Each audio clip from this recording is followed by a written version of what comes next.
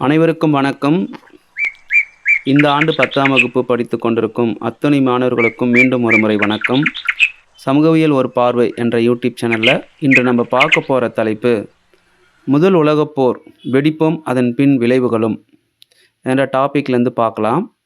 இதில் என்ன அப்படின்னு பார்க்கும்போது, 10ஆம் வகுப்பு பொறுத்தவரையில பொதுத் தேர்வு எழுதக்கூடிய மாணவர்கள் நீங்க.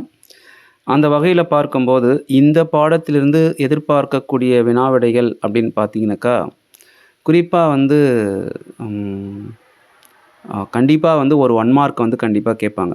சரிங்களா? 1 மார்க்கை பொறுத்தவரையில பார்க்கும்போது, குறிப்பா அதிகமாக கேட்கப்பட்ட வினாக்கள் அப்படின்னு பார்க்கும்போது, 19ஆம் நூற்றாண்டு முடிவடையும் தருவாயில் கிழக்கு ஆசியாவில் வல்லரசாக எழுச்சி பெற்ற நாடு ஜப்பான் அப்படின்றத ஏற்கனவே பார்த்துருக்கோம்.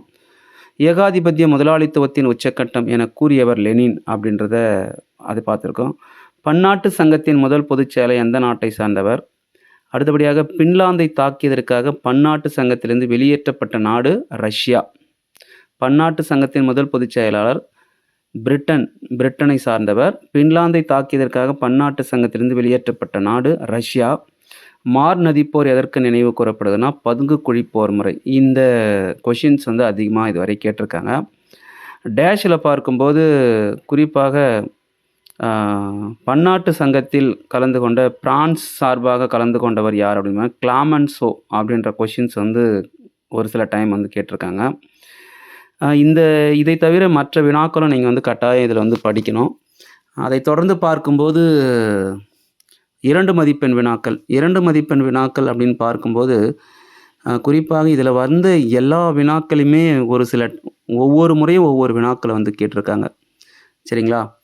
குறிப்பாக வந்து சீன ஜப்பானிய போரின் முக்கியத்துவம் என்ன? மூவர் கூட்டு நாடுகள் யாவை? ஐரோப்பாவின் போர்க்குணம் வாய்ந்த தேசியவாதிகள், பதுங்குக்குழி போர் முறை. அதைத் தொடர்ந்து வந்து பன்னாட்டு சங்கத்தின் தோல்விக்கான காரணங்கள் 2. முஸ்தபா கெமால் பாஷா எவ்வாறு வந்து துருக்கியை ஒரு நவீனமயமாக்கினார் அப்படின்றத நம்ம பார்க்குறோம். கண்டிப்பாக வந்து இதுலேருந்து ஒரு 2 மார்க் வந்து கேட்டிருக்காங்க. லாஸ்ட் இயர் வந்து கேட்ட கொஷின்ஸ் வந்து சீன ஜப்பானிய போரின் முக்கியத்துவம் என்ன அப்படின்றத கேட்டிருக்காங்க. சரிங்களா? அப்போ நீங்கள் எல்லா வினாக்களுமே இதில் வந்து கண்டிப்பாக படிக்கணும். அதை தொடர்ந்து பார்க்கும்போது விரிவான விடையளி அப்படின்னு பார்த்தீங்கன்னாக்கா, முதல் உலகப் போர் ஏற்படுவதற்கான காரணங்கள் ஒரு சில முறை வந்து கேட்டிருக்காங்க.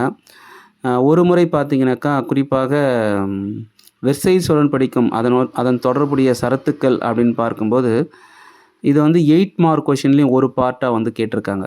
சரிங்களா? அது வந்து நீங்கள் கண்டிப்பாக வந்து இந்த 2 கொஷினும் நல்லா வந்து படிச்சுக்கணும். ஓகேங்களா? அதை தொடர்ந்து பார்க்கும்போது இதிலேருந்து வேறு என்ன சார் இருக்குனாக்கா, காலக்கோடு இருக்குது. காலக்கோடு பொறுத்தவரையில் 1900 முதல் 1920 வரை கேட்கக்கூடிய காலக்கோடானது குறிப்பாக 1910 முதல் 1920 வரை இருக்கக்கூடிய காலகட்டமானது இதிலேருந்து நம்ம வந்து இங்கே பார்க்குறோம். குறிப்பாக 1910 தென்னாப்பிரிக்கா ஒன்றியம் உதயமாதல், 1912 முதல் பால்கன் போர், 1913 இரண்டாம் பால்கன் போர், 1914 முதல் உலகப் போர் தொடக்கம், 1917 ரஷ்ய புரட்சி, 1918 முதல் உலகப் போர் முடிவு, 1919 பாரிஸ் அமைதி மாநாடு, 1920 பன்னாட்டு சங்கம். இது பார்த்தீங்கன்னாக்கா கட்டாயம் வந்து நம்மளுக்கு வந்து டைம் லைனில் ஃபஸ்ட்டு பார்ட்டில் வந்து இது இருக்குது. சரிங்களா? இந்த பாடத்துலேருந்து தான் கண்டிப்பாக வந்து இருக்குது. அதை கொஞ்சம் நல்லா பார்த்துக்கோங்க. அதை தொடர்ந்து பார்க்கும்போது உலக வரைபடம் வினா எண் 42க்கு வந்து ஒரு பார்ட் வந்து உலக வரைபடமும், இன்னொரு பார்ட் வந்து இந்திய வரைபடம் இருக்குது. இதில் வந்து உலக வரைபடத்தில் குறிப்பாக இந்த பாடத்தில் கொடுக்கப்பட்டுள்ள வரைபடத்தில் இருக்கக்கூடிய எல்லா பிளேஸும் வந்து நீங்கள் நல்லா ப்ராக்டிஸ் பண்ணுங்கள். அதை தொடர்ந்து பார்க்கும்போது புக் பேக்கில் செயல்பாடுகளில் கொடுத்துருக்குறாங்க. அந்த பகுதிகளை வந்து நீங்கள் கட்டாயம் நல்லா வந்து ப்ராக்டிஸ் பண்ணிக்கணும். சரிங்களா? குறிப்பாக வந்து பசிபிக் பெருங்கடல், ஜப்பான், இந்தியா, சீனா, ரஷ்யா, மாஸ்கோ, அதை தொடர்ந்து துருக்கி, அதை தொடர்ந்து வந்து Italy, Morocco, France, Germany, Austria, Hungary, கிரேக் பிரிட்டன்னாலும் இங்கிலாந்துனாலும் ஒன்று தான் அப்படின்றத நம்ம இங்கே பார்த்துக்குங்க. இது வந்து அவ்வளோ வந்து அப்போ பார்த்தீங்கன்னாக்கா கிட்டத்தட்ட ஒரு 2 மார்க் கண்டிப்பாக இதில் இருக்குது. ஒரு 1 மார்க் கண்டிப்பாக இதில் இருக்குது. 3 ஆச்சு. அடுத்து வந்து ஒரு 5 மார்க் இருக்குது. 8 ஆச்சு. டைம் லைன் வந்து முதல் பார்ட் இருக்கிறதால 5 சேர்த்துக்கிறோம். 13 ஆச்சு. அதைத் தொடர்ந்து வந்து உலக வரைபடத்திலேருந்து கண்டிப்பா ஒரு 3 பிளேஸ் கேட்பாங்க. 16 கிட்டத்தட்ட இத படிச்சீங்க அப்படின்னாக்கா 15 மதிப்பெண் கட்டாயம் வந்து இதில இருக்கு.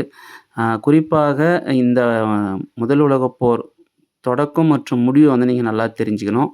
அது மட்டும் இல்லாமல் முதல் உலகப் போர் வந்து அந்த விரிவான விடைகளை வந்து முழுமையா வந்து படிச்சு வச்சுக்கணும். சரிங்களா? கண்டிப்பா வந்து இந்த தகவல்கள் உங்களுக்கு வந்து பயனுள்ளதா இருக்கும்னு நான் நினைக்கிறேன்.